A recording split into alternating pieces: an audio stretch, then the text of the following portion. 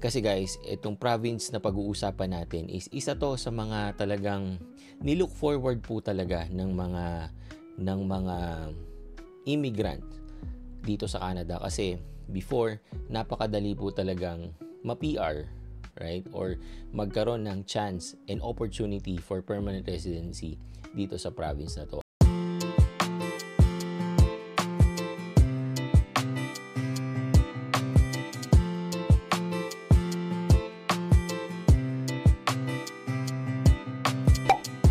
Hello guys, Nardino TV here and we are back with another video.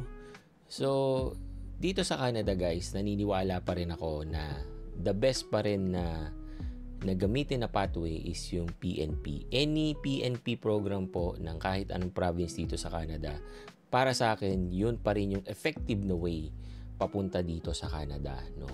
So, kasi guys, pag swak yung inyong skill set at yung work experience nyo doon sa program or pangangailangan ng isang province, napakadali na lang po ng process, no? Kasi once na nabigyan kayo ng nomination sa isang province, instant 600 points yan para sa inyong CRS points na gagamitin nyo sa inyong express entry, no? Ayan. And para sa akin, sure ball yun guys, no? Kasi I think nasa 500 plus yata ngayon ang minimum score na kailangan mo sa express entry. So kung may 600 ka plus another yung base points mo for your age, for your work experience, education, and everything, for sure maglalaro na yan sa mga 900 to 1,000 CRS points. So kaya ako nasabi na kinda sure ball ka na for the permanent residency, no?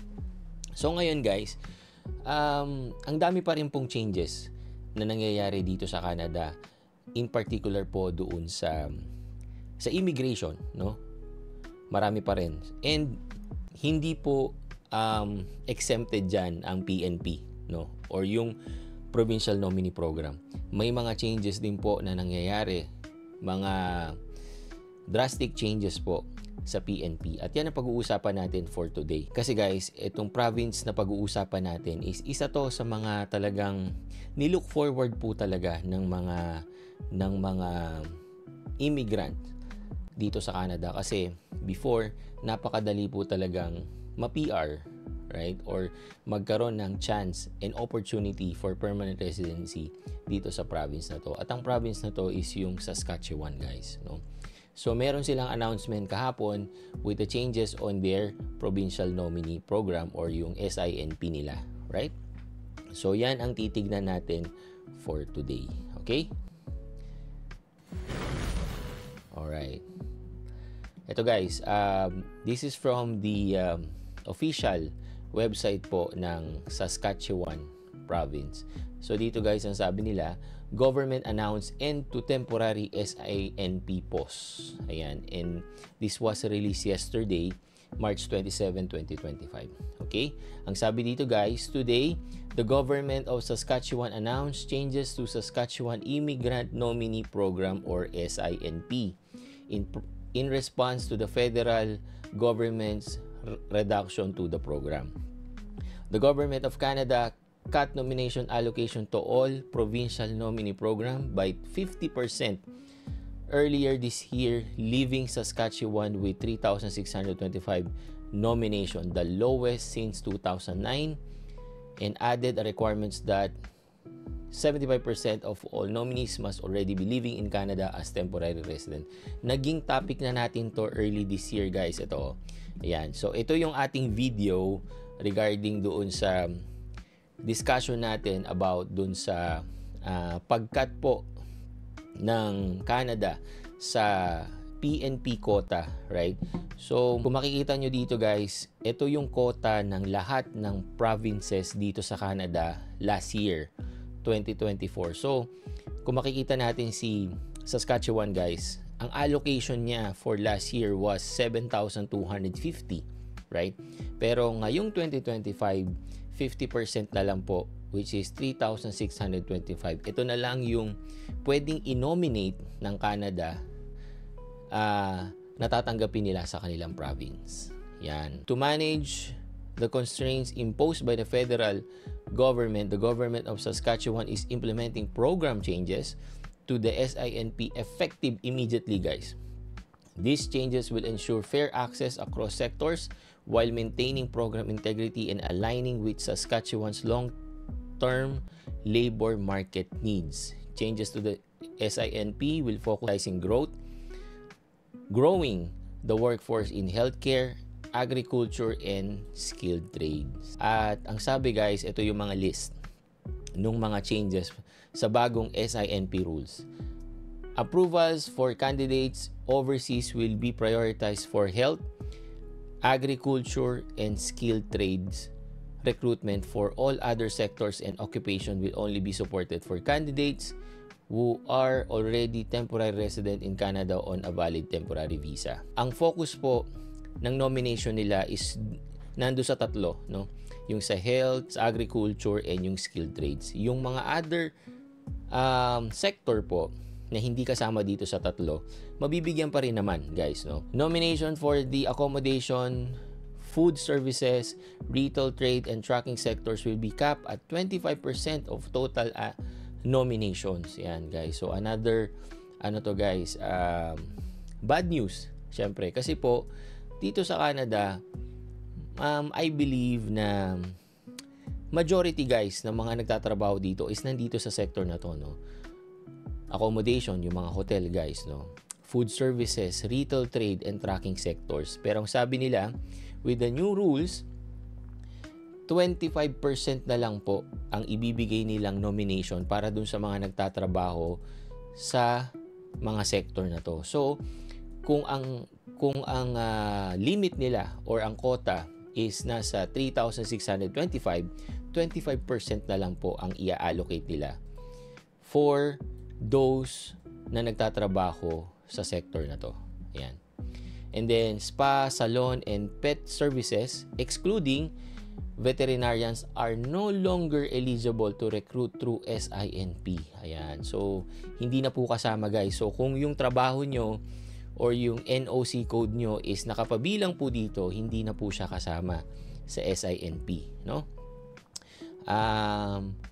Ayaw nga pala, guys, going back dito pala sa taas, no? So, makikita nyo dito, guys, meron silang specific rules, di ba?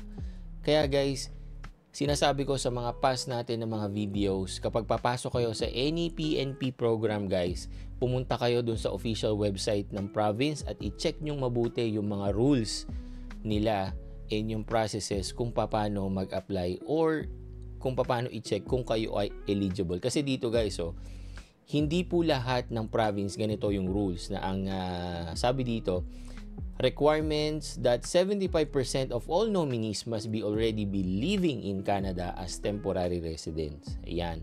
So, kaya, guys, ito yung mga titignan nyo kapag nagbabala kayong pumasok sa any PNP program ng isang province. Basahin nyo maigi, guys. Okay? So, the entrepreneur, international graduate, entrepreneur, and farm owner operator categories will be permanently closed. So, kung kayo ay napapabilang dyan, guys, unfortunately, close na po yan. Okay? So, yun, guys, yung major na changes, di ba? Na nakapaloob po sa bagong SINP rules, right? So, yan yung mga kailangan yung tignan. But, this is just a summary, guys. Kapag pumunta kayo sa link na to, right? Mapupunta kayo dito, guys. Ito yung parang in detailed na mga information sa bagong SINP rules. At i-check nyo na lang, guys, kasi medyo mahaba. So, when you click this link, ipapakita niya sa inyo yung details with regards to these categories, no? But, ang gusto kong i-point out dito, guys, is yung revised work permit eligibility. Kasi, guys, ito, tatamaan po, guys, yung mga international student na merong kasama dito na SOWP. Right? Kasi, guys, natatandaan ko last year, ang dami talagang pumunta dito sa Saskatchewan, lalo na po yung mga international student na may mga kasamang SOWP or wala.